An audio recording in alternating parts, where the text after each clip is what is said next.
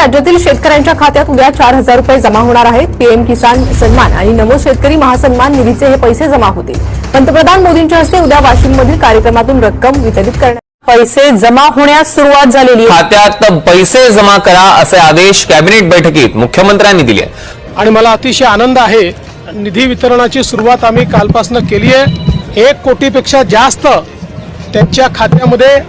मित्रांनो, महाराष्ट्रातील शेतकरी बांधवांसाठी महत्त्वाची अपडेट आता सध्या समोर आली असून देशाचे पंतप्रधान नरेंद्र मोदी यांनी अखेर आज घोषणा केली आणि आज दुपारी 3 वाजता थेट शेतकऱ्यांच्या बँक खात्यावरती पैसे येण्यास झाली सुरुवात।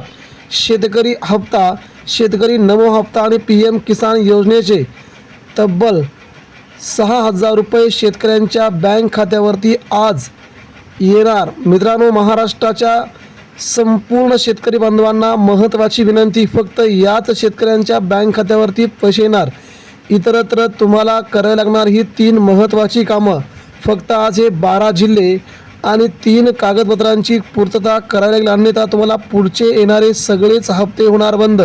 सरकारने केलेली मोठी घोषणा, या घोषणाच्या पाठीमागे सरकारचा नेमका हेतू काय आहे ते आपण जाणून घेऊया। महाराष्ट्रामध्ये सरकार शेतकऱ्यांच्या बाबतीमध्ये वेगवेगळे निर्णय दरवेळी घेत असते।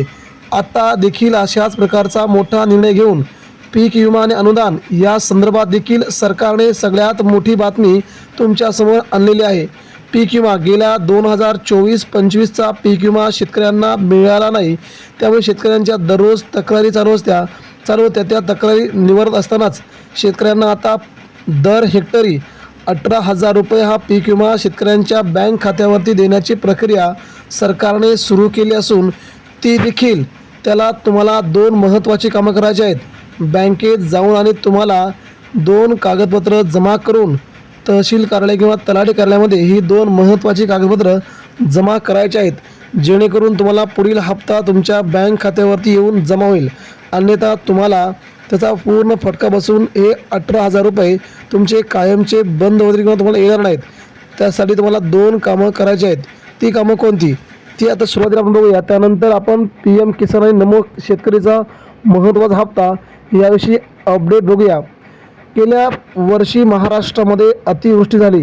या अतिवृष्टीमध्ये बऱ्याच शेतकऱ्यांचं नुकसान झाले, मात्र सरकारने अद्यापपर्यंत त्यांना कोणत्याही प्रकारची नुकसान भरपाई दिली नव्हती।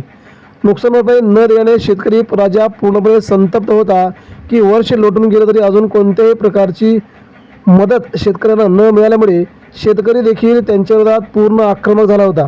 आणि आता शेतकऱ्यांनी आपल्या या अवताराला जाणून घेतल्यानंतर सरकार देखील आता नरमला असून सरकारने हे पैसे देण्यास सुरुवात केली आहे।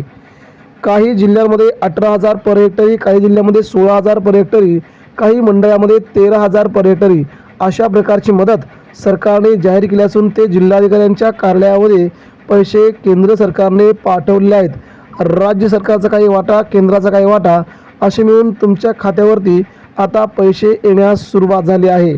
फक्त तुम्हाला 3 महत्त्वाची कामं करायची आहेत। मित्रांनो, पीएम किसान आणि अनुदान योजना येण्यासाठी तुम्हाला तुमच्या तलाठी कार्यालयात जाऊन तुमचा बँक अकाउंट नंबर चेक करून घ्यायचा आहे, जेणेकरून तुम्हाला तुमच्याच बँक खात्यावरती पैसे येतील। दुसरी महत्त्वाची म्हणजे तुमच्या बँकेचा IFSC कोड। हा IFSC कोड खूप महत्त्वाचा असतो। जरी तुम्ही तुमचा अकाउंट नंबर बरोबर दिला, जरी IFSC कोड चुकला तरी देखील तुम्हाला तुमचे पैसे येणार नाहीत। त्यामुळे IFSC कोड, तुमचा बँक अकाउंट आणि तुमचं आधार कार्ड झेरॉक्स हे देखील तुम्हाला तिथे जमा करायचं आहे। आधार कार्ड झेरॉक्स का जमा करायचं? कारण की DBT direct transfer of account, तुमच्या डायरेक्ट अकाउंटवरती हे पैसे ट्रान्सफर होणार असल्याकारणाने हे तुम्हाला पैसे मिळणार आहेत। त्यामुळे सरकार देखील याचा वेगवेगळा विचार करतं।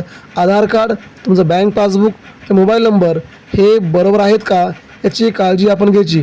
मोबाईल नंबर देखील का द्यायचा आहे? कारण की मोबाईल नंबरवरती तुम्हाला तुमचे पैसे आले की नाही याबद्दल तुम्हाला महत्त्वाची माहिती समजेल। दुसरी महत्त्वाची बाब म्हणजे हे पैसे येण्यासाठी पुढील आठवड्यामध्ये सरकार प्रयत्नशील राहणार आहे। 18,000 पर हेक्टरी काही जिल्ह्यांमध्ये हे पैसे आले आहेत। धाराशिव, लातूर, बीड, संभाजीनगर, नांदेड, परभणी, अकोला, बुलढाणा, अमरावती, धुळे, जळगाव, इथे पुणे, सोलापूर आणि कोल्हापूर या 17 जिल्ह्यामध्ये हे पैसे जमा होण्यास सुरुवात झाली आहे। उर्वरित 13 जिल्ह्यांमध्ये हे देखील पैसे जमा होतील। असे सरकारने स्पष्ट केले. त्यामुळे पुढची सरकारची बातमी म्हणजे PM किसानचा आणि नमो शेतकरी हप्ता हा देखील तुम्हाला आता मिळणार आहे. मात्र तुम्हाला 2 महत्त्वाची कामं करायची आहेत. ती कामं तुम्ही केली तरच तुम्हाला तुमच्याबद्दलची ही अपडेट जाणून घ्यावी लागेल. शेवटपर्यंत हे हप्ते तुम्ही चालू राहतील. जर का तुम्ही 3 ही कागदपत्र जमा नाही केली तर तुमचे हप्ते कोणत्याही स्थितीत मध्ये देखील बंद पडू शकतात. पहिलं म्हणजे तुम्ही तुमचं बँक अकाउंट तुमच्या आधार कार्डशी लिंक आहे का हे बघायचं आहे.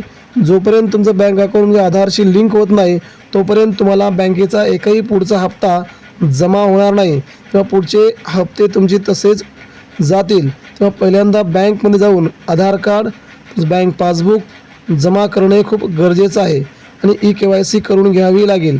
त्यानंतर पुढचं आणि महत्त्वाचं म्हणजे तुम्हाला PM किसानचा हप्ता मिळण्यासाठी सरकारने आता काही अटी घातल्या आहेत. तुमच्या घरामध्ये 1 किंवा 2 किंवा 3 अशा लोकांना PM किसान किंवा नमो शेतकरीचा हप्ता मिळणार नाही. एका घरामध्ये एकाच व्यक्तीला हा नमो किसानचा हप्ता देण्यात येणार आहे. तेव्हा तुमच्या घरात जर हे हप्ते असे मिळत असतील तर ते देखील हप्ते बंद करण्याचा निर्णय सरकारने घेतला आहे. तुम्ही देखील याची काळजी घेऊन याची योग्य ती कारवाई करायची आहे जेणेकरून तुम्हाला पुढील काही काळामध्ये कोणत्याही प्रकारचा काही कारण होणार नाही.